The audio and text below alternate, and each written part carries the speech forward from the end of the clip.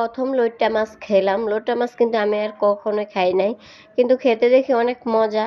আসসালামু আলাইকুম, কেমন আছেন সবাই? আশা করি যে যেখান থেকে দেখছেন সবাই অনেক ভালো আছেন।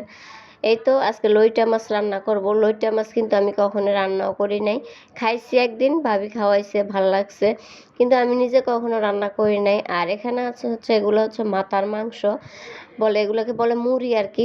তো এগুলা কষায় রাখছি, এখন শুধু বাগার করে নেব। এগুলো রান্না হয়ে গেছে প্রায়।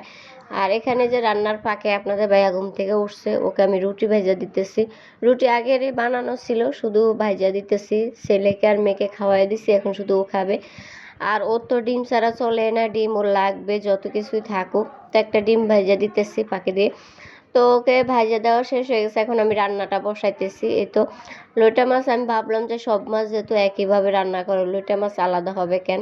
তো এটাকে একভাবে রান্না বসাইতেছি। এই তো পেঁয়াজ মরিচটাকে একটু তেলের মধ্যে ভেজে একটু আদা বাটা, একটু জিরা বাটা, একটু রসুন বাটা দিয়ে দিলাম, আর দিলাম হলুদ গুঁড়ো, মরিচ গুঁড়ো। তো রান্না করার সময় আপনাদের ভাইয়া বলে দিছে যে একটু ঝাল দিও বেশি করে। ও আসলে ঝাল পছন্দ করে যে কোনো মাছ ভুনাতে। তো দিয়ে আমি একটু পানি দিয়ে পেঁয়াজটাকে একটু ভালো করে কষিয়ে নিলাম, মশলাগুলো কষানোর পরে যে মাছগুলো দিয়ে দিলাম। এই মাছগুলো কিন্তু ভাবি দিছে, আর ভাবি কালকে রান্না করছিল দেখি খেতে অনেক ভালো লাগছে। তো আমার শাশুড়ি মা আবার বলতেছে এভাবে রান্না করো। তো আমি ভাবলাম যে আমি আমার নিজের মতোই রান্না করি। তো এই যে দেখেন, লইট্টা মাছ কিন্তু বেশি একটা কষ্ট হয় না, এর থেকে পানি বের হয়ে যায়। আর লইট্টা মাছ বেশিক্ষণ সিদ্ধ করা লাগে না, মাছগুলো এমনিতে নরম, তাড়াতাড়ি রান্না হয়ে যায়। তো আমি কিন্তু একদম অল্প পরিমাণে পানি দিছি, আর মাছের থেকে যে পানিটা বের হয়েছে। আর লইট্টা মাছ কিন্তু তাড়াতাড়ি রান্না করে ফেলতে হয়, একদম ফ্রিজ থেকে নামায় বেশিক্ষণ রাখা যাবে না, এমনিতে মাছটা নরম, আরও নরম হয়ে যাবে। আর এই যে আরেক চুলা ভাত বসাই, যে ভাত কিন্তু হয়ে গেছে, আমি এখন ভাতের মার গেলে ফেলবো। তো আজকে যেহেতু রান্না কম, তো দুই চুলা দুটা বসাই দিছি, আর ওটা তো শুধু বাগার করে নিব, ওটার কোনো রান্না ঝামেলা নাই। আর এই যে এখানে কিন্তু লইট্টা মাছ রান্না হয়ে গেছে, এটাকে এখন নামিয়ে নিব। এই দেখেন একদম কিন্তু আমি ঝোল কমায় এনেছি, কোনো ঝোলে নাই, একদম পরিমাণে কম। বেশি ঝোল থাকলে আবার ভাল লাগে না এই মাছ।